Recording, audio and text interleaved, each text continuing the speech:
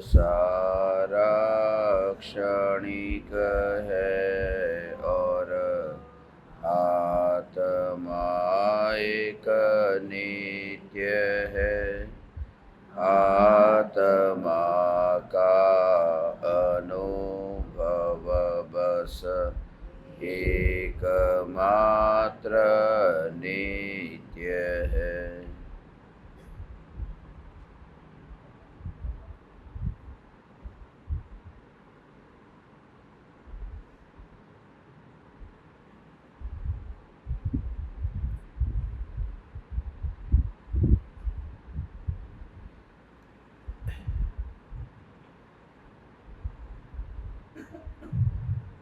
पहली शंका।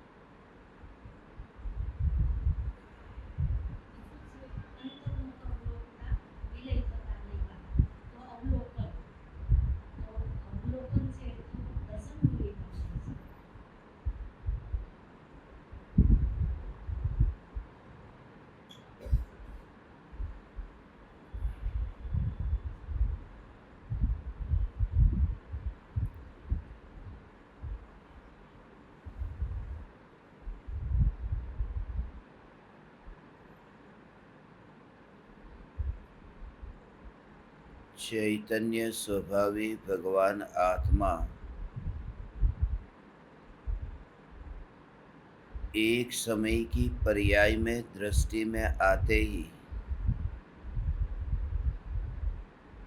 सारा जगत ज्ञान में जानने में आता है। जिसने एक को जाना उसने सारे जगत को जाना। इसलिए कहते हैं कि एक एक ज्ञेय को जानने मत जाओ, एक चैतन्य परमात्मा को जानो, सारा जगत जान लिया। उसका मूल कारण यह है क्योंकि आत्मा को जानने के बाद किसी भी परज्ञेय के ज्ञान में प्रतिबिंबित होने के काल में ऐसी दृष्टि होती है कि यह ज्ञान ही जानने में आ रहा है। अब किसी भी ज्ञेय को जाने तो उन्हें ज्ञान ही जानने में आता है, यह दृष्टि प्रकट हुई है।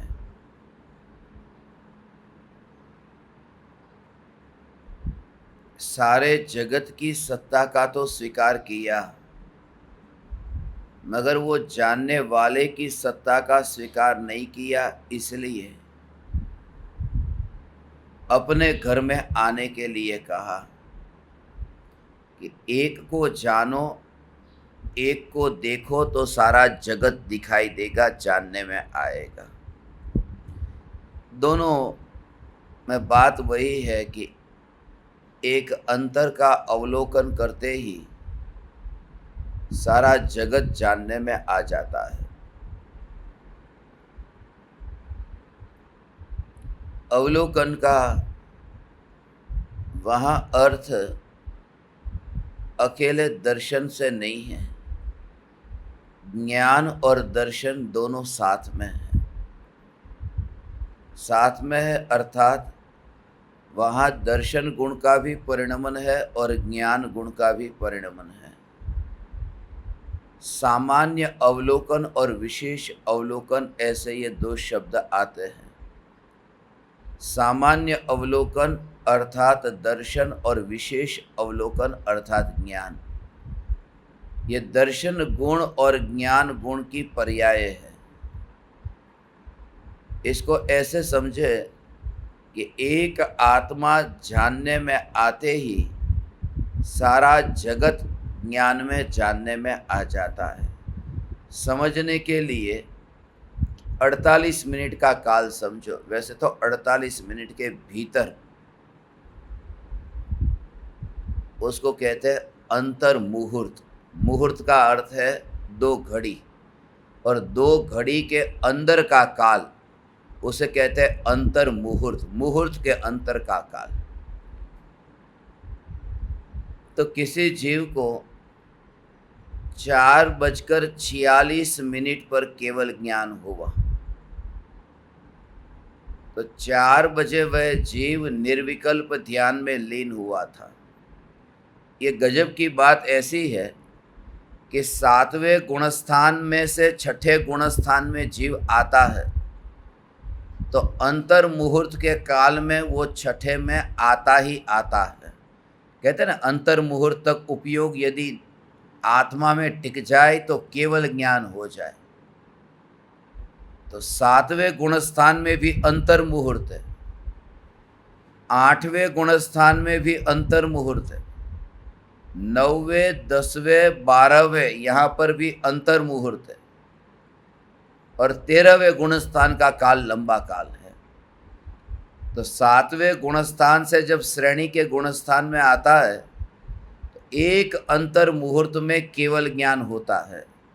ये अंतर मुहूर्त, छोटे छोटे अंतर मुहूर्त मिलकर के बड़े अंतर मुहूर्त होते हैं। जैसे कि 2 मिनट का समय है, उसे भी अंतर मुहूर्त कहते हैं, क्योंकि 48 मिनट से कम है। आवली से एक समय अधिक और मुहूर्त से एक समय कम, वो सभी काल को अंतर मुहूर्त कहते हैं।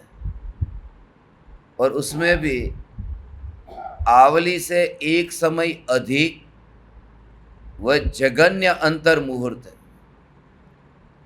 और 48 मिनट से एक समय कम वो उत्कृष्ट अंतर मुहूर्त है, और बीच में जितने भी भेद है वो मध्यम अंतर मुहूर्त के भेद हैं।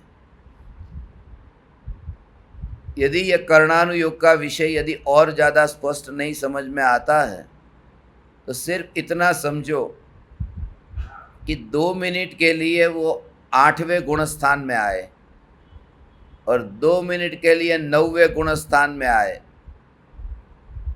फिर 10वें गुणस्थान में, फिर 12वें गुणस्थान में। 11वें नहीं जाएंगे, क्षपक श्रेणी से ही केवल ज्ञान होता है ना। तो 12वें और फिर वहाँ से फिर 13वें, ये सब का टोटल टाइम है वो 46 मिनट का अपन ने एग्जाम्पल में समझा। तो ये कि 8वें गुणस्थान में शुद्धोपयोग है, 7वें गुणस्थान के ऊपर के सभी गुणस्थानों में शुद्धोपयोग ही होता है।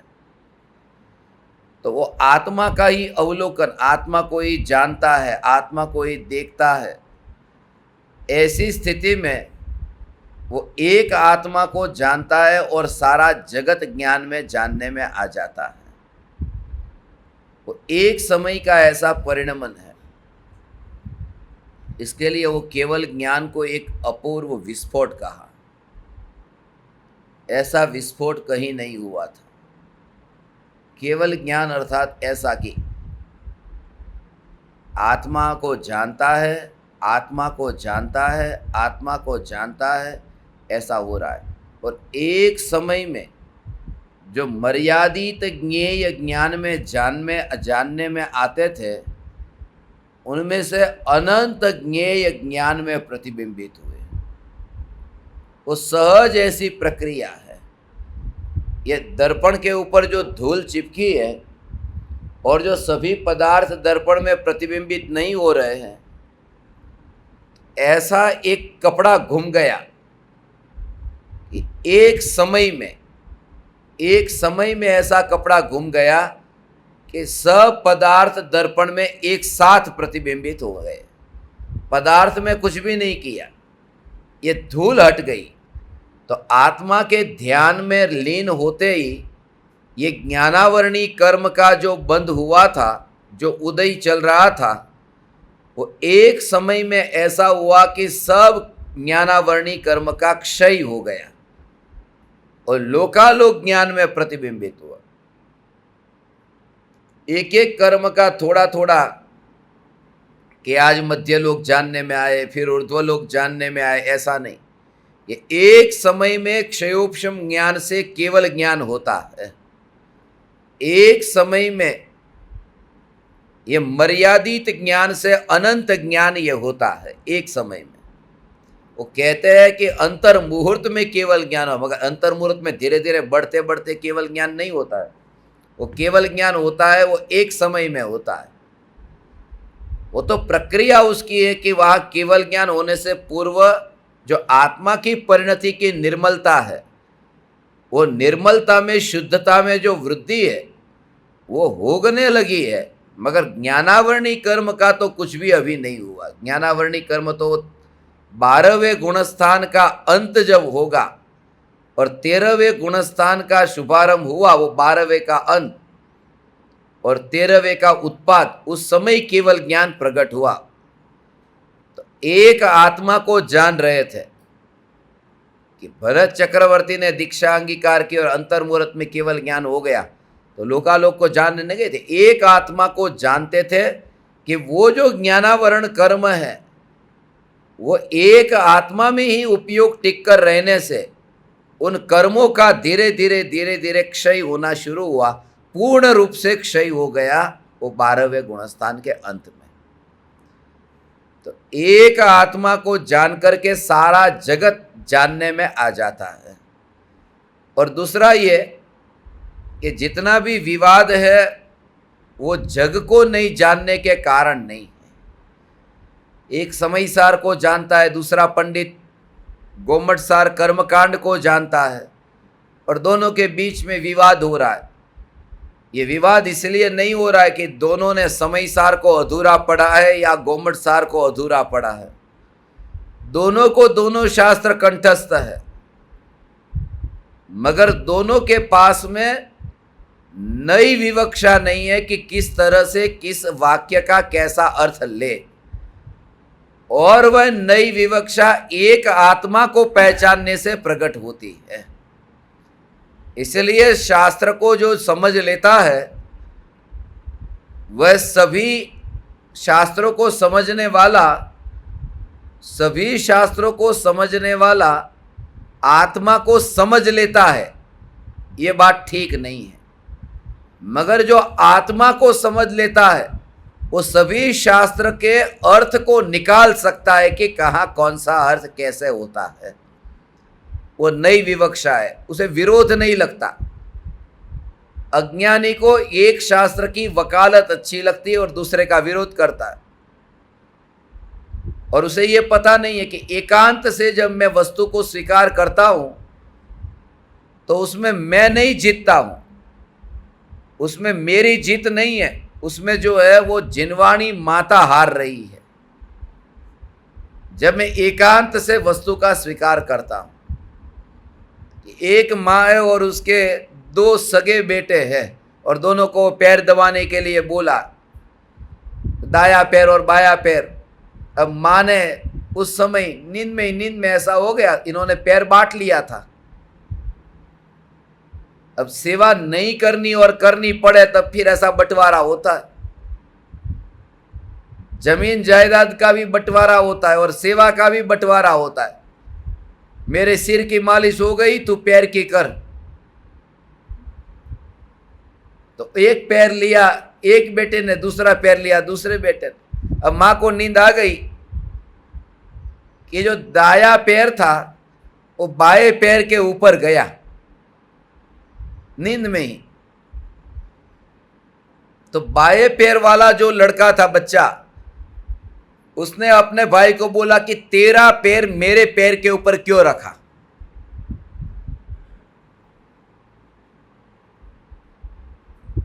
तो बोले रखा तो रखा।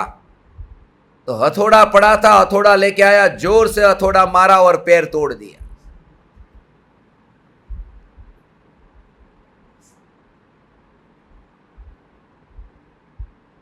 तो दाया पैर तो टूट गया है। अब ये दाएं पैर वाला उसने कहा तूने मेरा पैर तोड़ा है ना, उसी हथौड़े से उसने दूसरा पैर तोड़ा और कहा कि ले तेरा पैर भी मैंने तोड़ दिया। इन दोनों ने एक दूसरे के पैर नहीं तोड़े, इन दोनों ने अपनी मां के पैर तोड़ दिए। ऐसे ही जब कोई निश्चय नहीं का निषेध करता है या फिर कोई व्यवहार नहीं का निषेध करता है तो जिनवाणी माता के पैर को तोड़ता है। उन दोनों के बीच में कुछ प्रॉब्लम नहीं है, प्रॉब्लम वहां ऊपर होती है। इसलिए ज्ञानी को कहीं विरोध नहीं लगता, वो समाधान निकल जाता है। यद्यपि एक आंख से देखा जा सकता है, फिर भी आपको कोई कहे कि आपकी कौन सी आंख फोड़ दूं, आप कहेंगे एक भी नहीं, कि एक आंख से तो दिखता है ना, फिर दूसरी की जरूरत क्या है। ऐसे ही एक भी नई निश्चय व्यवहार, ये दोनों आंखें हैं जिनवाणी माता की, एक भी नई को वो फोड़ता नहीं है। तो इसलिए ये कहा कि एक आत्मा को जो जानता है वो सभी नयों को जान लेता है, वह सारे जग को जान लेता है। एक का अवलोकन होते ही सारा जगत जानने में आ जाता है। इसलिए मैं पिछले कुछ दिनों से आपको कह रहा हूं, एक एक के पास में कहां जाओगे, एक एक के पास में जाने के लिए टाइम कितना लगता है। 48 मिनट में तो एक एक के पास में जाकर आना संभव नहीं है। 24 तीर्थंकर की निर्वाण भूमि पर जाना 48 मिनट के भीतर वो संभव नहीं है। 24 तो दूर, क्योंकि बाकी तो सब अलग अलग जगह से हुए 4, मगर 20 तीर्थंकर तो शिखर जी से ही गए ना।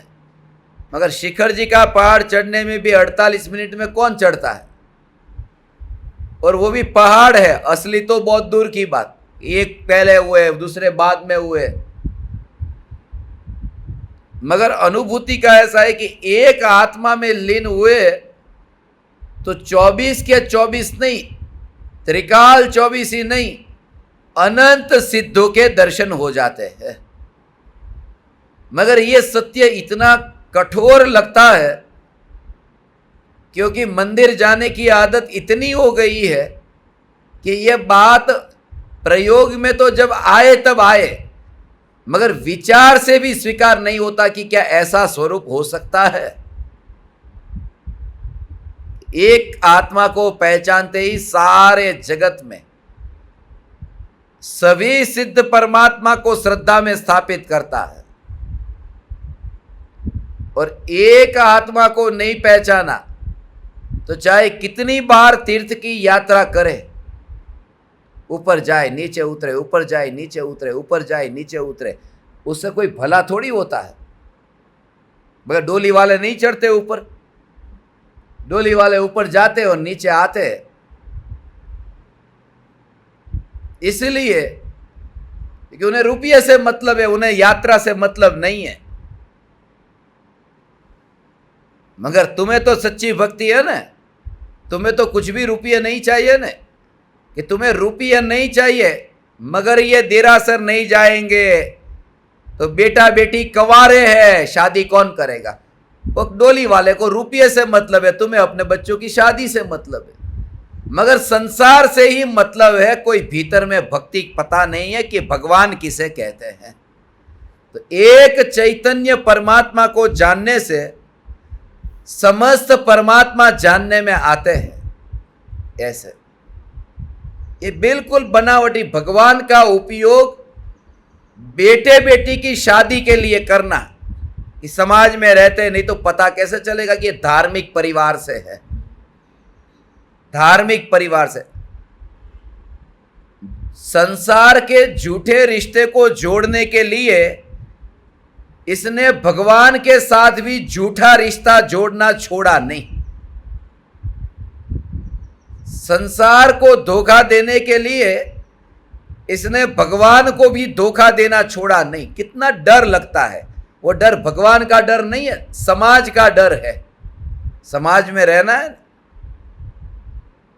आप सबको वो अपने बेटे बेटी के बारे में आप जब सोचते हैं कि कैसा धार्मिक है कि नहीं है, पहले ये देखते, धर्म ध्यान करते हैं, खाते पीते तो नहीं है, ये सब पूरा ध्यान करके, क्योंकि संसार का रस है वहां पर, वो डोली वाले को रुपये का रस है, चढ़ता है उतरता है, यहां पर समाज का रस है, जाते हैं और आज आते हैं। इसलिए जो दीवानी भक्ति है वो ज्ञानियों की भक्ति दीवानी भक्ति है कि कुछ भी नहीं चाहिए। या तो कहते हैं कि मुक्ति रूपी लक्ष्मी का वरण करने के लिए भी मैं भगवान आपके पास नहीं आता हूं, मोक्ष से शादी करने के लिए, अपनी पर्यायिक से शादी करने के लिए नहीं आता हूं, या तो चमड़े के बेटे के शादी के लिए आपके पास आता हूं। भगवान के पास में जो भगवान के पास भक्ति करने जाता है, जैसे कोई शराबी को पूछो कि तू शराब क्यों पीता है, पीता हूं, मजा आता है, बस ऐसे ही। उसके पास कारण नहीं है कि इसमें कौन से पौष्टिक तत्व मिलते हैं या नहीं मिलते हैं कि क्या है। शराबी के पास में कोई कारण नहीं है, मजा आता है। ऐसे ही ये तथाकथित मंदिर जाकर के यहां पर घंटे बजा करके आएंगे, क्यों जाते हो कि कुछ भी कारण पता नहीं, बचपन से जाते हैं, अच्छा लगता है। शराबी को शराब अच्छी लगती है, तुम्हें मंदिर अच्छा लगता है, मगर कारण क्या कि क्यों जाते हो, कि वहां जाकर के वितरागी परमात्मा का रूप देख करके मुझे स्मरण आता है कि मैं भी ऐसा हूं, मैं भी चैतन्य परमात्मा हूं, मेरे में भी ऐसी अनंत शक्ति है। मुझे तो वहां परमात्मा दिखते ही नहीं है। किसी भी वितरागी परमात्मा के सामने मैं जाता हूं, कहीं पर भी मुझे परमात्मा की मूर्ति नहीं दिखाई देती।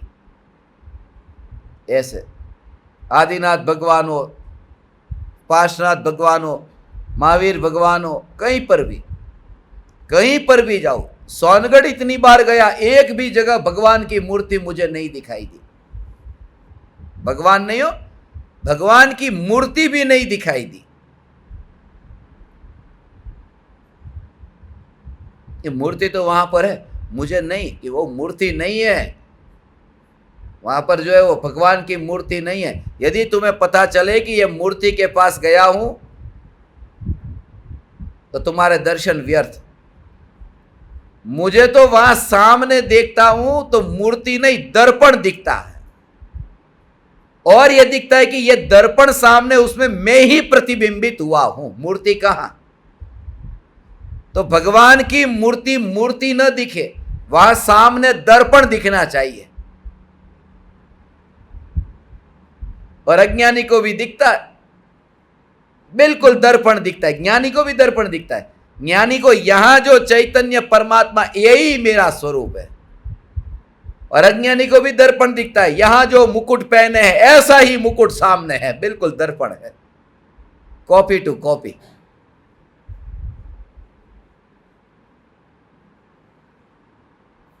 इसलिए एक आत्मा को जानने से सारा जगत जानने में आता है, एक को न जानने की वजह से ही सब कुछ अधूरा रह गया है। आ एकड़ा वगरना मींडा छे। दूसरी शंका,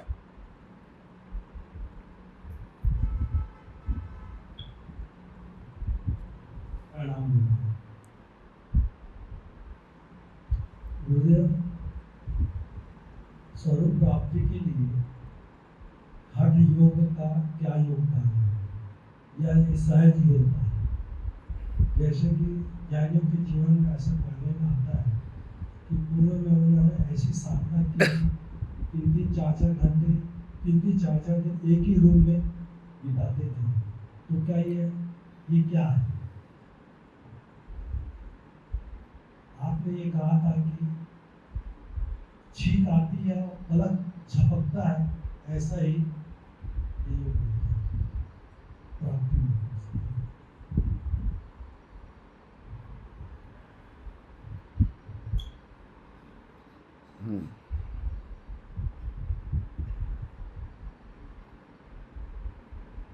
एक कमरे में अपने को बंद कर देना और मैं ज्ञानी हो जाऊं या मुनि हो जाऊं, ऐसा अनंत बार किया है। कमरे में बंद हुआ, कभी गुफा के भीतर बंद हो गया, वहां पर भी एकांत में अकेले में रहा और गुफा के भीतर चला गया। मगर इसमें स्वरूप की स्थिरता हुई या नहीं, स्थिरता तो दूर की बात है, स्वरूप का विचार भी ठीक चला या नहीं। कमरे को बंद करके तत्व विचार जो होता है, यदि आपके उपयोग की स्थिरता के लिए और प्रारंभ में व्यर्थ के विखवाद से बचने के लिए यदि अकेले कमरे में रहते हैं तो मैं मना नहीं करूंगा। ठीक है कि बाहर में व्यर्थ में रिश्तेदार परिवारजन, कहीं ना कहीं आपको व्यर्थ में आपका समय बिगड़ता है कि मेहमान घर में आए हैं, ऐसा होता है ना। या मेरे कमरे का दरवाजा खुला दरवाजा है, तो वहां से कोई निकला और उसने मुझे देख लिया तो कहेगा आओ मैं अंदर, और दरवाजा बंद होगा तो खटखटा के पूछने वाला कोई होगा, सब नहीं होंगे। संभावना ज्यादा है खुला है तो चलो ना जाके आते, मगर बंद में खटखटाने का साहस कम लोग करेंगे। तो व्यर्थ के विखवाद से बचने के लिए एकांत में रहना बहुत उपयोगी है।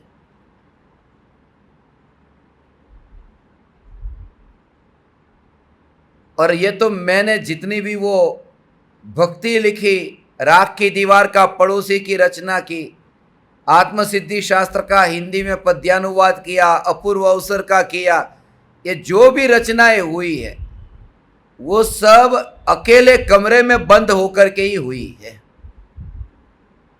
बाहर भीड़ भाड़ में नहीं हुई।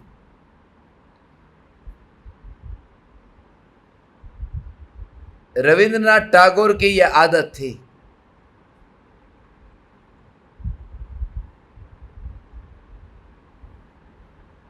उन्होंने करीब 6000 गीत लिखे।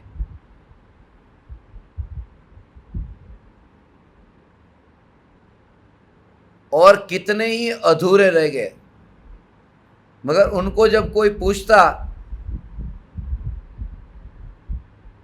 वो कभी भी दरवाजे की कमरे के अंदर वहां पर अंदर से कुंडी बंद करके फिर वो बैठते। कोई पूछता कि ये कैसे, खाना उनके दरवाजे पर आ जाता, खाना ले लेते, फिर खाना छोड़ देते, थाली छोड़ देते, बस। कोई पूछता कि ये कैसे, ये रचना कैसे, बोले मैंने नहीं लिखी। जब कोई यहां रहता है मेरे पास में, क्या कहा, लास्ट वाक्य थोड़ी आ गई, इनकी आ गई ऐसी नींद, हाँ ध्यान से।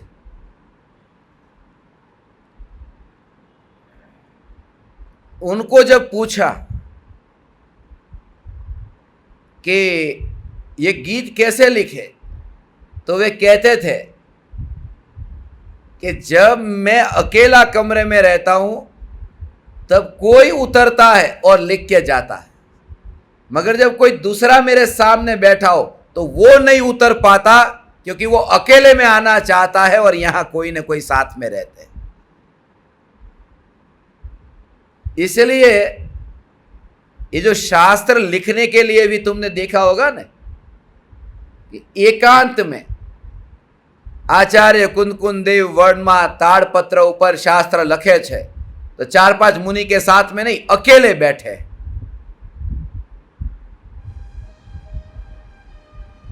उसमें जो उतरता है वो बात अलग है। तो एकांत में यदि रह सको तो रहना। ये नियम नहीं है कि अकेले ही बैठना पड़ेगा फिर लिखने के लिए, मगर ऐसे निमित्त जानवर इतने परेशान नहीं करेंगे जितने मनुष्य। इसलिए इस भूमिका में तो कृपालु देव कहते हैं कि ऐसी संगति से बचना, और हम भी परिवार को छोड़ करके ईडर के पहाड़ पर गए थे, साधना वहां करते थे, और कितनी जगह पर अपन तो गए ना, नडियाद, वडवा, बांधनी, कितनी जगह पर अपनी यात्रा के लिए गए थे, जहां जहां पर कृपालु देव का विचरण हुआ, तो साधना के लिए एकांत में वे विचरण करते थे।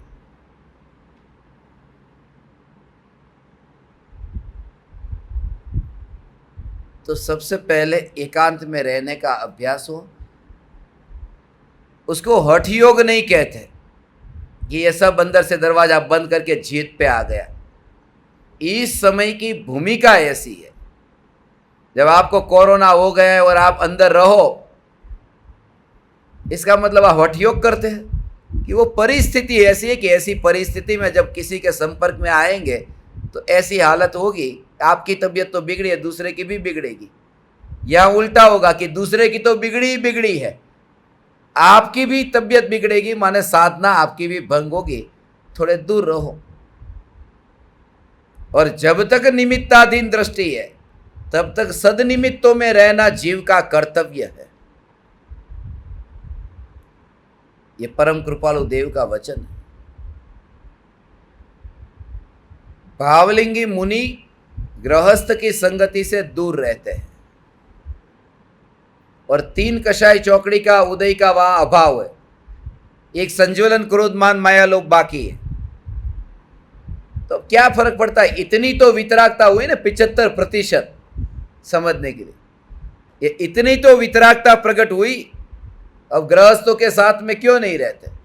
कि एक कषाय चौकड़ी का उदय है, इसलिए असद निमित्तों से बचने की जरूरत है। जंगल में ही रहेंगे, एकांत में रहने का प्रयास करेंगे और केवल ज्ञान हो, फिर भले न करोड़ों जीव समूह शरण में आकर के सुने, मगर करोड़ों को लेकर के वो साधना करने नहीं गए जंगल में महावीर भगवान। ऐसा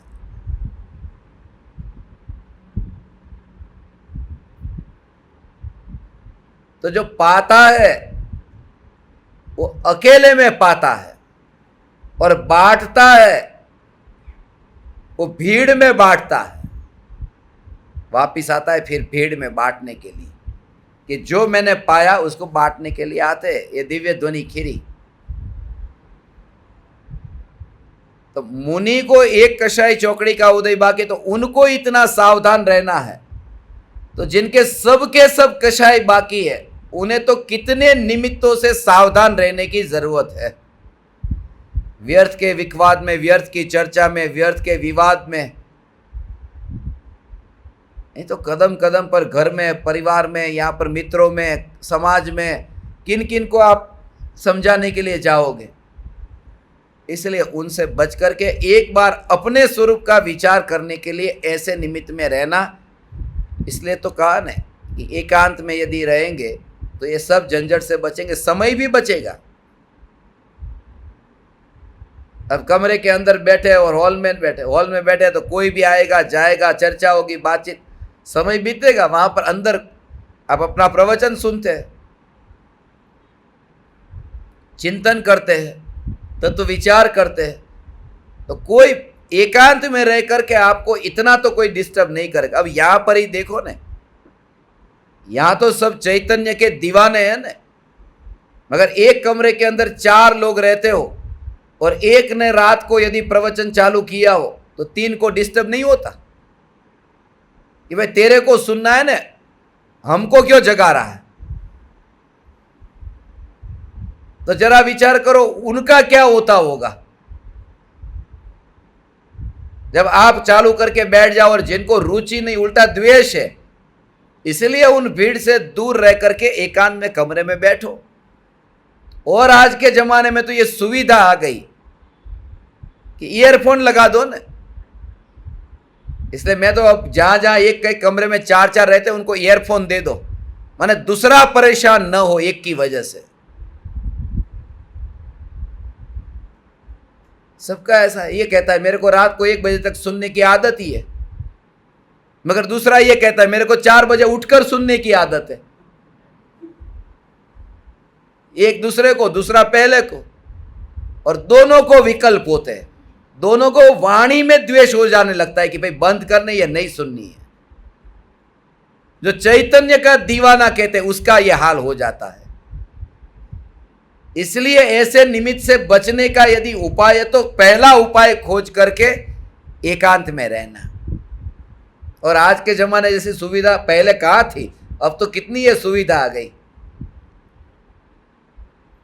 पहले चश्मे नहीं थे, अब चश्मे आ गए।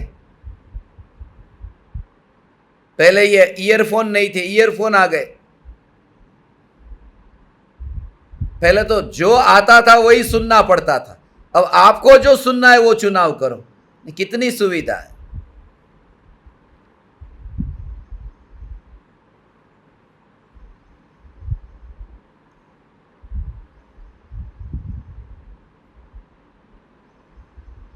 और टीवी के ऊपर आते थे, समाचार आते थे, वही समाचार सुनने पड़ेंगे ना। रेडियो में, टीवी में आते थे, आकाशवाणी, अमदावाद, वडोदरा, राजकोट, भूज, આવી રીતે કરીને આકાશવાણીના સમાચાર ચાલુ થાય। अब ये समाचार चालू होते, सुनते थे। और कभी नहीं सुनना है मगर ऐसे धीमी गति ना समाचार, वो समाचार जो 5 मिनट के वो आधे घंटे में सुनाता है, तो भी सुनते थे ना। आज के जमाने में ये ऐसे देखोगे तो इतनी सुविधा मिल गई है, जो सुनना है वो सुनो, कौन सा प्रवचन सुनना है, कितना सुनना है, वहीं से फिर दोबारा शुरू करो, कान में सुनो, कितना वॉल्यूम रखना है उतना ही रखो। ये इतनी सुविधा मिलने के बाद भी यदि कोई लाभ न ले, वो दुर्भाग्य है उसका। कि नहीं मैं तो इलेक्ट्रिक उपयोग नहीं करता, अग्निकायिक मर जाते हैं। ऐसे जी अग्निकायिक मर जाते हैं। ऐसे वो अग्निकायिक को नहीं मारकर इसी भव से सिद्धशिला पर जाएगा। ये नहीं जाने वाला, सुनने वाला इस भव में, मगर वो बीज तो डालेगा कि मैं चैतन्य परमात्मा हूं। सम्यक दर्शन का बीज तो डाला ने।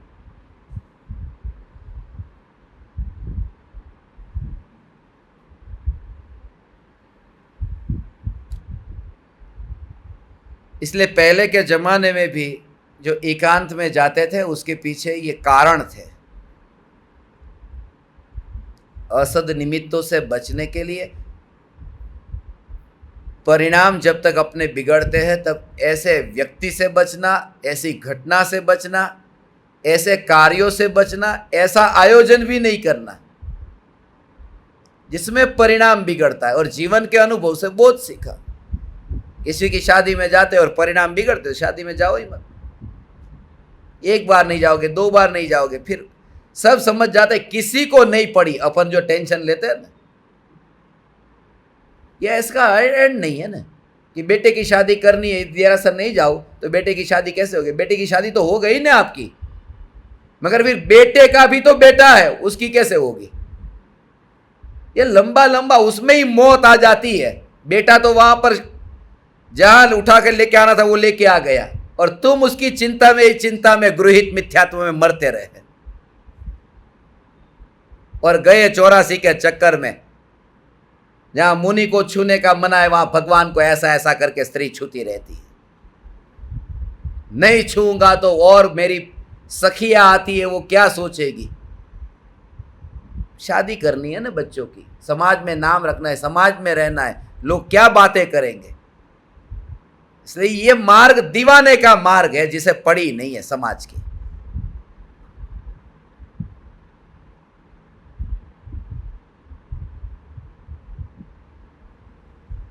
इतना दृढ़ निश्चय, यही सत्य है। ऐसा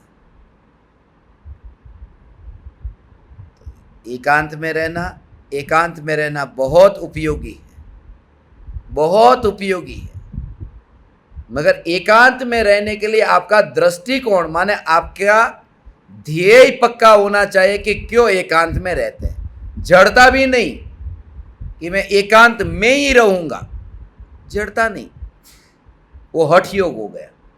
अब मैं किसी से भी नहीं मिलूंगा, ऐसा नहीं। अब भाव आ गया कि मुझे आपके साथ में सत्संग करना है, तो सत्संग करने के लिए अब भीड़ में जाना पड़ा तो जाता हूं। अब ये लैपटॉप का, मोबाइल का चार्ज करने के लिए किसी की दुकान पे तो जाना पड़ेगा ना। जैसे उस दिन हमने यहाँ पर चार्ज करा लिया बाहर फ़ोन, लैपटॉप, ऐसे ही ये बाहर जाना पड़े किसी की। मैं भीड़ में तो जाता ही नहीं, कमरे में बंद हो जाता हूँ। और जब चित्र विचित्र ऐसे विकल्प आए तो उससे बचने के लिए सत्संग जरूरी है। उसके लिए फिर कोई और निमित्त में जाना पड़े तो ठीक है, मगर प्रयोजन ये हो कि अपना कार्य करके फिर अपने में आ जाना।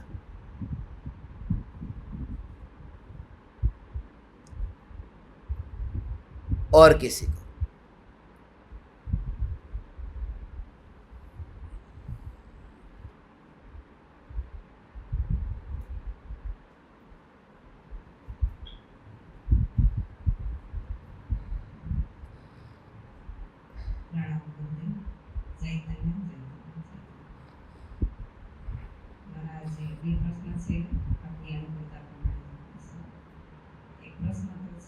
વૈરાગ્ય એટલે શું એનું ડેફિનેશન શું?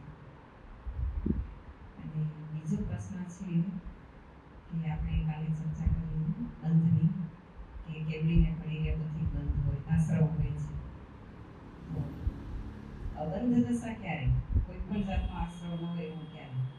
કેમ કે હું બહુ નાની હતી, 10-11 વર્ષની, ત્યારે મને એવા વિચાર આવતા કે મુક્ત થવું હોય તો શું કરવું, શું કરવું, શું કરવું? સમજાવશો?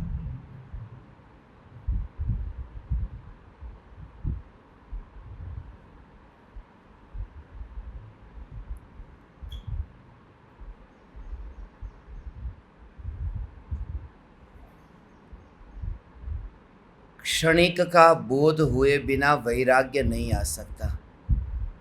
यदि एक शब्द में ये कहे न वैराग्य, क्षणिक के बोध का ही दूसरा नाम वैराग्य है।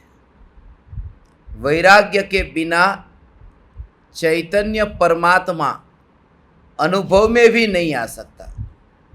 कि वैराग्य के बिना अनुभव में नहीं आ सकता।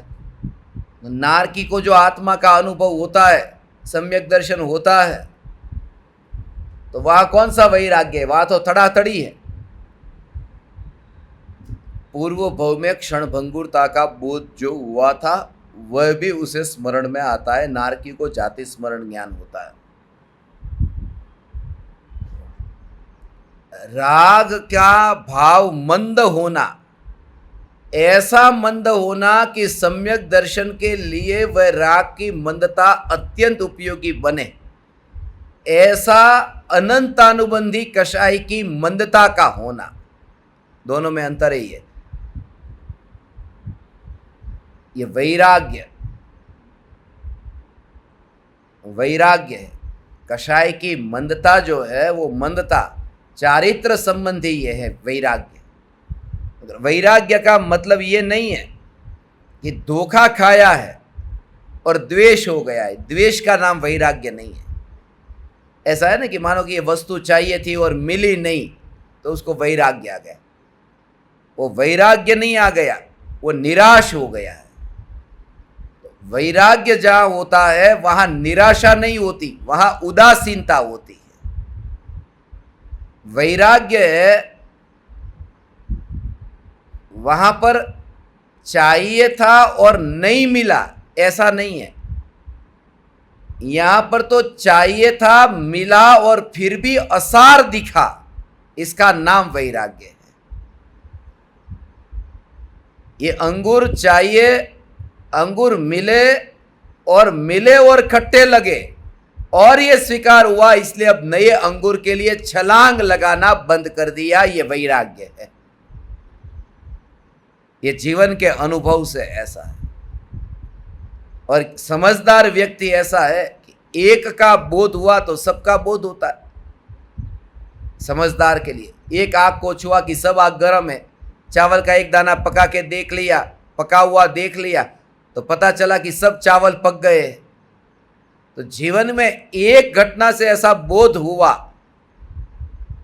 कि अब बाकी सबका अनुभव करने की जरूरत नहीं रहेगी। नीलांजना की मृत्यु हुई और वैराग्य आया तो जरूरी नहीं कि सभी को मरना पड़े और फिर वो पूरा वैराग्य आएगा। अभी तो एक वाला वैराग्य है, बाकी का वैराग्य बाकी है, ऐसा नहीं। एक से ही बोध हुआ, पशुओं की पुकार सुनी और वैराग्य आ गया। ये वैराग्य का कारण, अब राम ने इतना सताया, इतना अन्याय किया, सीता के साथ में, मगर द्वेष नहीं हुआ, ये वैराग्य आया। ये घर छोड़ करके सीता गई, वो द्वेष से नहीं गई, वो वैराग्य से। द्वेष होता तो वहां रहती कि हाल तारी हाँ मेरे नवतन ठीक करो। द्वेष होता तो वहां पर रहती और राम के साथ झगड़ा करती, मगर ये वैराग्य है। द्वेष होता तो राम को छोड़ करके किसी और से शादी करती। कठोर वाक्य है मगर विचारना, वो वैराग्य आया है ना, वो द्वेष नहीं है। इसलिए तो मुनि दीक्षा का, आर्जिका के व्रत अंगीकार किए, दीक्षा ले ली। माने जीवन की घटना से उनको वैराग्य आया है। और एक बात खास कि सभी ज्ञानियों का वैराग्य चेहरे पर एक सा नहीं दिखेगा। ये जो हमारी आदत है ना कि ये ज्ञानी कृपालु देव तो हंसते ही नहीं है, देखो। और गुरुदेव के प्रवचन में गुरुदेव तो इतने हंसते थे, तो ये ज्ञानी में कृपालु देव का वैराग्य ज्यादा था, इसमें कम, गुरुदेव का कम। और कृपालु देव का जब कोट वाली तस्वीर को देखो, सिर पर पगड़ी वाली तस्वीर को देखो, उसमें कम वैराग्य है, इसमें ज्यादा वैराग्य है, ऐसा नहीं है। वो शरीर को दुबला पतला देखकर हमें लगता है कि कितना वैराग्य है, शरीर से वैराग्य देखा, तुम्हें वो धर्मी लगता नहीं है। एक व्यक्ति बिल्कुल ताकत वाला मजबूत हो और उनके साथ में ऐसे कृपालु देव की तस्वीर को रखो, बिल्कुल अच्छा मजबूत, जिम वगैरह में जैसे बॉडी बना करके बैठा हो, और दोनों को ऐसे नमस्कार करने का भाव आए, तो किसमें ज्यादा भाव आएगा अंतर में कि ये ज्ञानी, ये ज्ञानी।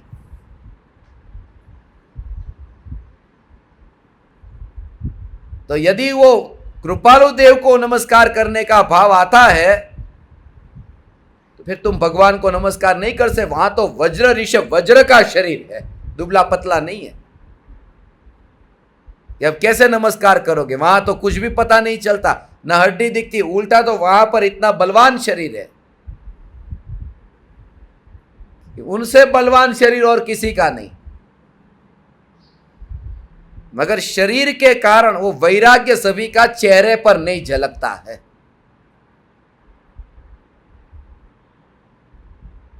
ऐसा इसलिए चेहरे पर उदासीनता हो तो ज्ञानी को वो दिखाई देती है, मगर इसका मतलब ये नहीं है कि जिनके चेहरे पर हंसी आ गई कि बस वो मिथ्या दृष्टि। ऐसे ही लोग कहते हैं ना मुंबई में, दादी माँ, आपड़ा दादी माँ, जिस दिन में सत्संग में नहीं हंसा हो उस दिन वो हर बार ऐसे, मगर जिस दिन हंस लिया, उनने पहला प्रश्न पूछा वहां पर मुंबई में, सम्यक दर्शन कब छूट गया? ऐसा प्रश्न पूछा सिक्का नगर में आके मुंबई में।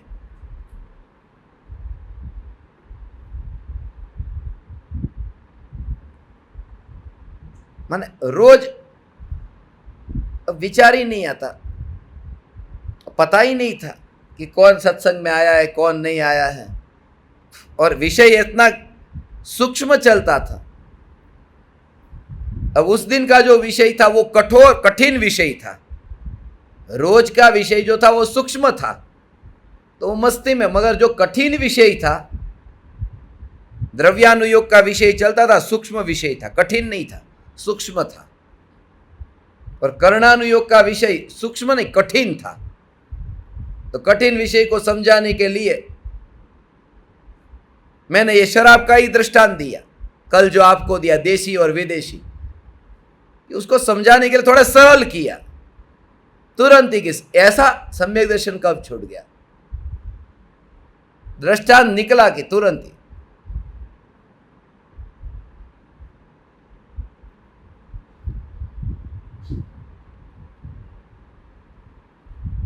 मैंने वो राख की दीवार का पड़ोसी, उसमें वो लिखा था कि जब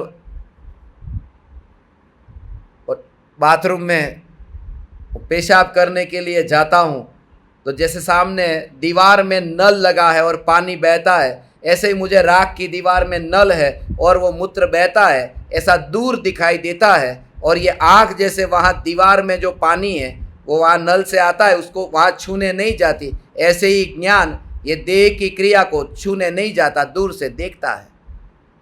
किसी ने उसके लिए इतना विरोध किया भोपाल से, बोले कोई दूसरा दृष्टांत नहीं मिला। ऐसी जगह घटित किया ये, मतलब और भी जगह घटित किया है, वो तुम्हें नहीं दिखाई दिया, यही जगह का घटित किया हुआ दिखाई दिया। राख की दीवार में तो पूरा घटित किया है, मगर बोले ऐसी जगह पर ये ज्ञान जो केवल ज्ञान में रूपांतरित होता है और बाथरूम में ये याद कैसे कर रही। मतलब ये तो ऐसा, तो मुनिराज जब मलमूत्र के लिए जाते हैं तब उसमें तन्मय होकर करते। ये तो ऐसा है हर एक, इसमें मैंने कहा ना, देह की प्रत्येक क्रिया के काल में, प्रत्येक क्रिया के काल में, और खास तो वहां पर जरूरत है। खाने में कम, लेकिन खाने में 2 मिनट यदि देरी से मिला तो तकलीफ इतनी नहीं होती। वहां जाना है और 2 मिनट देरी हो जाए तब पता चलता है कि अंदर क्या हो रहा है। तो जागृति वहां पर ज्यादा जरूरी है। 1 घंटे का अभी सत्संग, 1 घंटे में क्या फर्क पड़ जाता है। शाम का 1 घंटे का सत्संग पूरा हुआ, 1 घंटे के बाद में वैसे भी तो छूटने वाले 9 बजे, आधा हॉल खाली हो जाता है जैसे ही सत्संग पूरा होता है। ये वो सहन नहीं होता है, शरीर की स्थिति ऐसी है। तो ऐसी स्थिति में भी यदि चैतन्य की जागृति के लिए ये विचार आता है तो क्या गलत है, आना ही चाहिए, उसके अलावा कोई दूसरा विचार ना आए।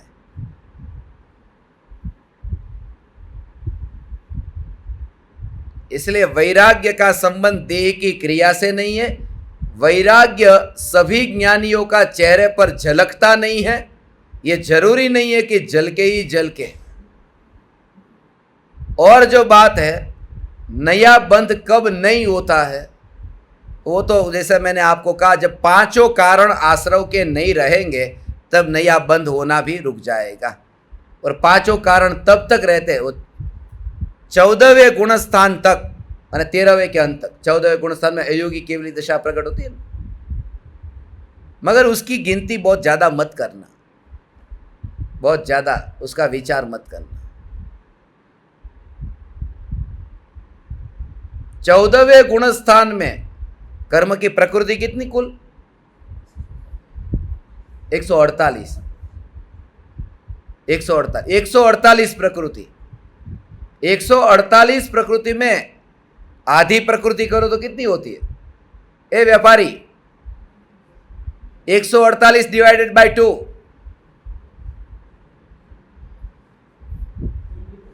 74।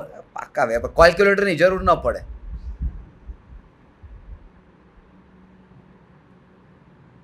एक 148। अब 14वें गुणस्थान में जहां 5 ह्रस्व स्वर बोलने जितना समय है, वहां 85 प्रकृति सत्ता में पड़ी होती है 14वें गुणस्थान में। 85, आधी से ज्यादा। इसलिए उस कर्म की गिनती छोड़ दो, एक चैतन्य बस। यह वहां 14वें गुणस्थान में ये कितने गए कितने रुके, वो हिसाब केवली के ज्ञान में जानने दो। ये करणानुयोग, इसलिए तो केवल ज्ञान गम्य विषय का है ना। ये कितने भेद प्रभेद कर्म की प्रकृति, ये सब हमारे ज्ञान में जानने में नहीं आती। ये तो नाम बता दिए, मूल मूल नाम ऊपर ऊपर के, बाकी तो अनंत भेद है। कर्म अनंत प्रकारना, तेमा मुख्य 8, तेमा मुख्य मोहनी अणाई उपाठ। अनंत प्रकार के कर्म है, किन किन का हिसाब करने जाओ, और वो अनंत मिलकर के अभेद हो नहीं सकते, वो अलग अलग है सब। यहां अनंत गुणाधिपति अभेद है, एक है, उसका लक्ष्य किया जा सकता है। फिर भी ये कहते हैं कि चौथा गुणस्थान प्रकट होते ही अपुनर्बंधक दशा, माने अब नया बंध नहीं होता, ऐसी दशा प्रकट होती है। मूल मिथ्यात्व जो छूट गया न, उसकी वजह से। और बचपन में ये भाव आते हैं, ये बचपन में जिज्ञासाएं बहुत होती है, मुझे मोक्ष में जाना है, मुझे भगवान होना है, नई नई जिज्ञासा होती है। ऐसे भी कुछ लोग होंगे कि जिन्होंने बचपन में जानबूझ करके चींटी को मारा होगा, मकोड़े को मारा होगा, पकड़ कर बचपन में से मार दिया हो। कौतूहल होता है, ये गाड़ी कैसे चल रही है, उसमें ड्राइवर कौन होगा, वो चींटी को गाड़ी समझकर ड्राइवर को खोदने जाता है, ऐसा मारता है। तो बचपन में ऐसे कितने पूर्व भोग के संस्कार के अनुसार वो वृत्तियां होती है।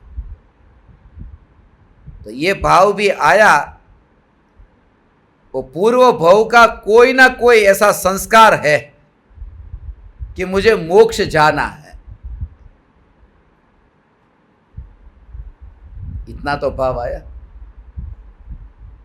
मुझे तो ये भाव आता ही नहीं था।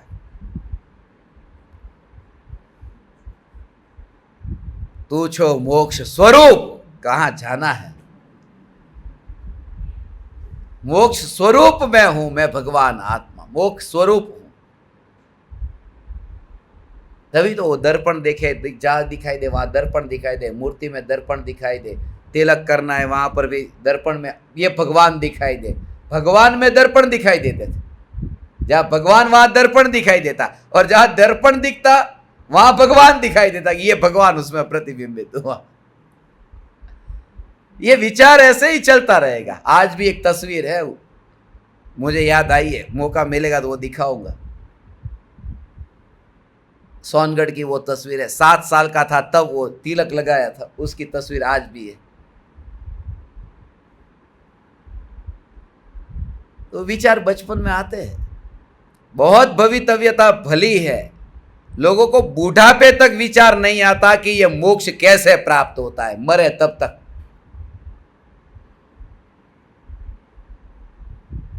ये जिज्ञासु जीव के, इस सुपात्र जीव के लक्षण है। गुरु के पास में जाके और कुछ मत मांगना, मोक्ष मांगना, माने वो व्यवहार से भक्ति की भाषा है, मगर ये कहा ना मोक्ष मांगना। कृपालु देव ने मोक्ष है ये बताया ना, 2 पद मोक्ष से संबंधित, मोक्ष है, मोक्ष का उपाय है।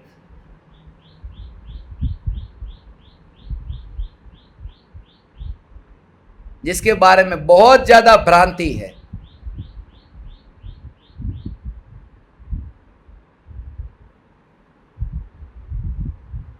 इस्लाम में तो मोक्ष मानते ही नहीं है, अगला जन्म ही नहीं मानते, मोक्ष तो बात की बात, वहां नहीं मानते। वहां तो यही कि बस अल्लाह ने भेजा है और आयुष्य पूरा हुआ तो अल्लाह ने बुला लिया, बस वो भेजते हैं यहां पे जाओ, फिर वो हिसाब लेगा कि तुमको मैंने भेजा था, तुमने क्या किया। यही जीवन। इसलिए तो कहते वहां जाके क्या जवाब दोगे, अच्छा काम करो, ऐसा। अगला जन्म है ही नहीं। ईसाइयों में वहां पर अगला जन्म है, मगर ये 2 कल्पना है, स्वर्ग में जाना या नरक में, बस। स्वर्ग या नरक है, खतरनाक है वहां का नरक,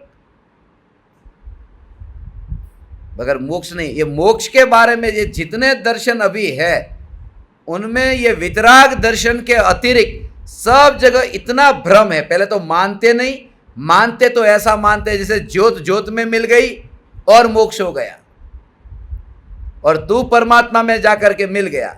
ये आत्मा मोक्ष होता है तब परमात्मा में जाकर मिल जाता है, ऐसा।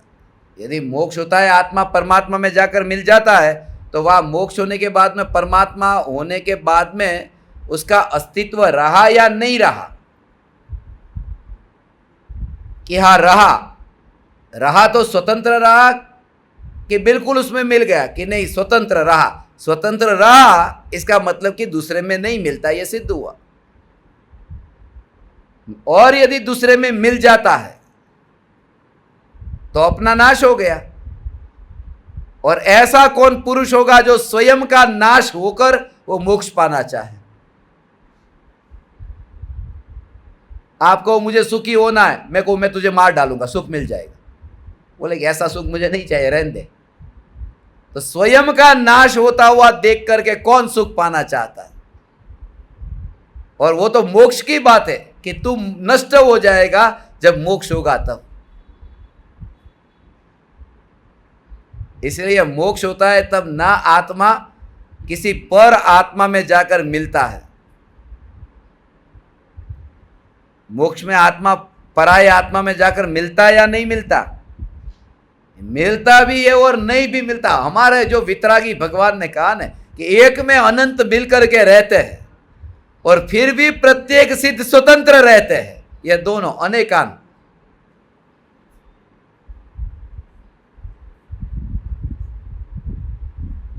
अच्छी जिज्ञासा है, मोक्ष है या नहीं है, मोक्ष कैसे मिलता है। मोक्ष का विचार आया माने बंधन का स्वीकार हो गया।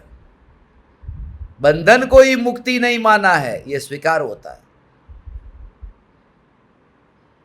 और बचपन में सबसे ज्यादा संभावना है वो, ये बचपन में संभावना सबसे ज्यादा है। जो भी ज्ञानियों के जीवन बचपना, और वो भी खास करके ये 7-8 बरस की आयुष। गुरुदेव भी वहाँ जब वो 7 साल की उम्र थी करीब, जब वो पढ़ने के लिए जाते थे स्कूल में, उस समय से ही उनके भीतर में ये तो चल ही रहा था। पूर्व भव के संस्कार थे ना विदेह क्षेत्र से। ये तो कोई ऐसे उदय में आए, अधूरे जो आए उदय में, तो वो तो होता है पतन, निगोद तक जीव चला जाता है 11वें गुणस्थान से। तो वो 11वां गुणस्थान झूठा थोड़ी था, वो तो सच्चा था ना। मगर कोई अधूरा उदय ऐसा था कि आया कि पहले गुणस्थान तक जाना पड़े, मगर लंबे काल तक नहीं रहता, ये पक्का है, पक्का है। कृपालुदेव को 7 वर्ष की उम्र में और अमीचंद भाई का देह मृतदेह जलता देखा और जाति स्मरण हुआ। बहन श्री बहन चंपाबेन को भी बचपन में ही, ये 14, 15, 16 साल में इतना वैराग्य था। तो बचपन का जो काल है वो बहुत महत्वपूर्ण है। आचार्य कुंदकुंद देव को 11 वर्ष की उम्र में, क्योंकि उस समय पूर्व भव अभी जहां से आए हैं ना, वहां का जो पाया है वो पूरी संभावना है कि अभी थोड़ी देर पहले ही मौत को देख करके जान करके आया है। हम कहते हैं ना, थोड़ी स्मशान में से जाकर आए, थोड़ी देर के लिए वैराग्य रहता है, बाद में भूल जाते हैं। तो ज्यादातर संभावना है ज्ञानी के जीवन में वो बचपन में जाति स्मरण ज्ञान, बचपन में वैराग्य, बचपन में वो बचपन का कारण ये। इसलिए तो मैं बच्चों को खास कहता हूं कि आपको भी स्मशान में जाना चाहिए।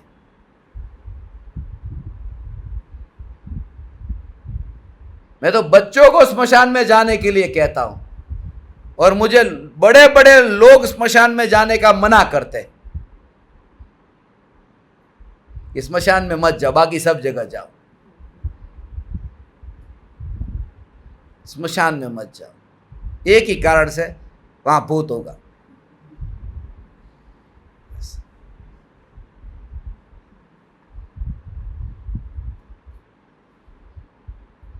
स्मशान में जाकर के मुझे एक बार भी भूत नहीं दिखा, एक बार भी नहीं दिखा भूत। मगर स्मशान में जाके बहुत बार त्रिकाली दिखा। भूत माने भूतकाल, भूतकाल नहीं दिखता, दिखा तो त्रिकाली दिखा। अंतर में देखा तो त्रिकाली देखा, और बाहर में दिखा तो भूत नहीं दिखा, भविष्य दिखा कि यहीं पर ही आना है।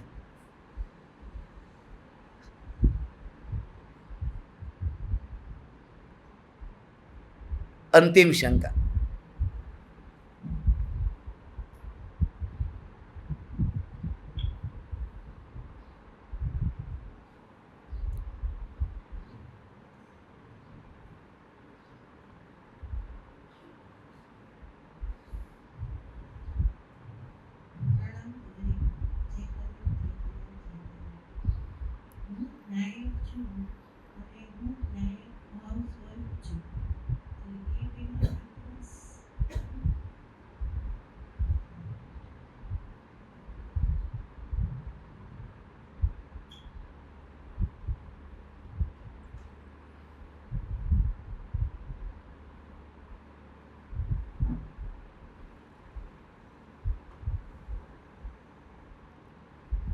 उसमें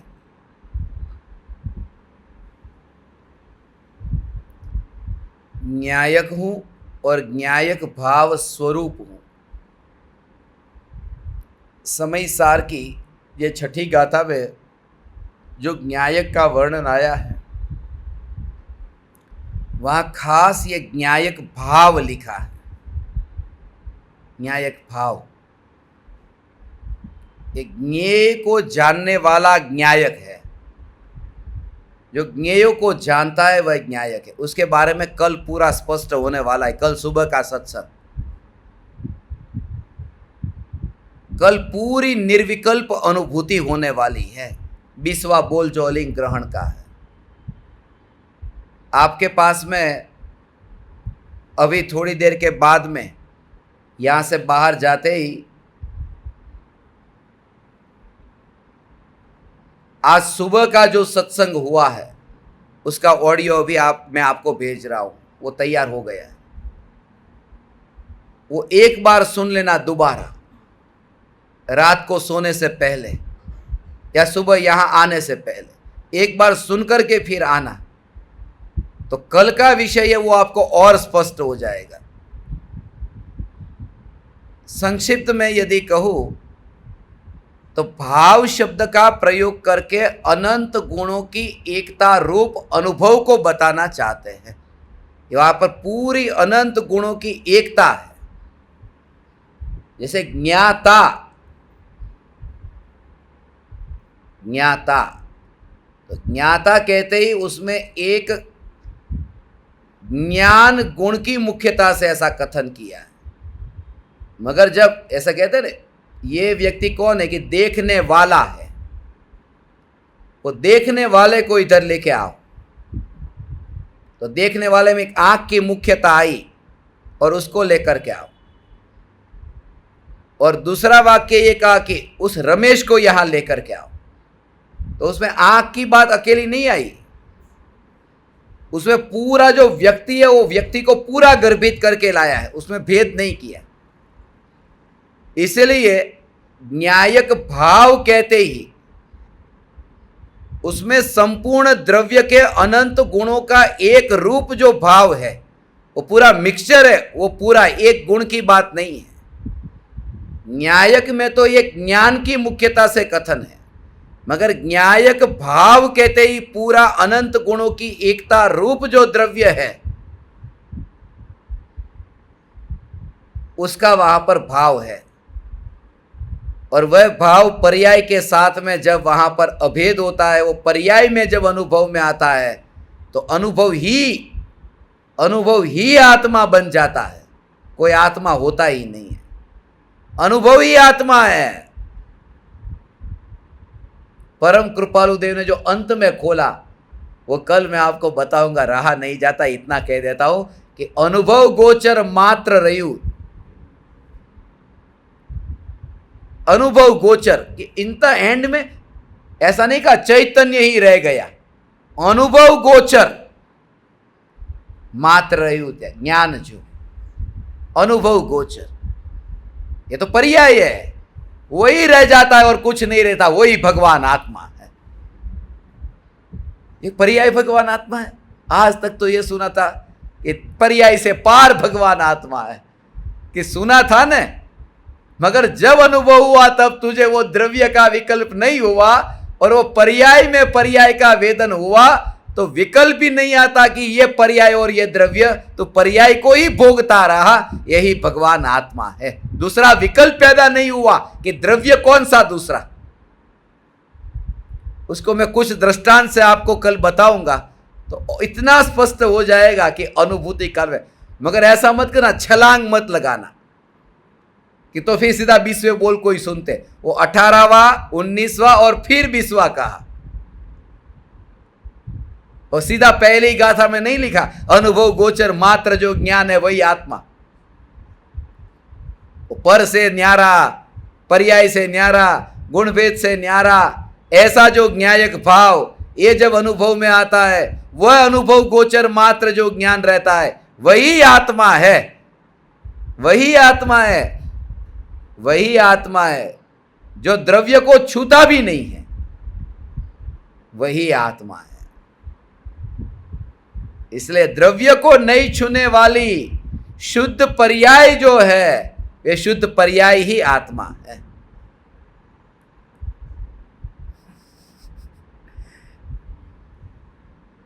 लेंगे इस पर बहुत गहराई से चर्चा होगी। और यदि कल आपको समझ में नहीं आता है तो कल दोपहर में फिर शंका समाधान का सेशन भी होगा, तो और अपन स्पष्ट करेंगे उस विषय को। चैतन्य चैतन्य चैतन्य। अहो अहो श्री सद्गुरु करुणा सिंधु अपार, इस पामर पर प्रभु किया अहो अहो उपकार, अहो अहो उपकार। देह सहित जिनकी दशा वरते देहातीत, उन ज्ञानी के चरण